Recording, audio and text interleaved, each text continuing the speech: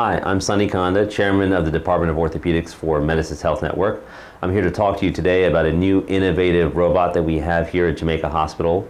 It is the Mako robot, which is designed to help improve our ability to perform hip and knee replacements.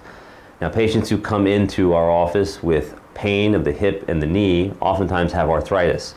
Arthritis is where the cartilage in the joints has worn away, and when it's severe enough and other non-operative measures have failed, surgery is sometimes the best option. Now, patients can really benefit from the Mako robot because the Mako robot will allow us to perform surgeries more efficiently. Patients' hospital length of stay can be shorter. There's less dissection involved during the surgery, which can improve pain after the surgery.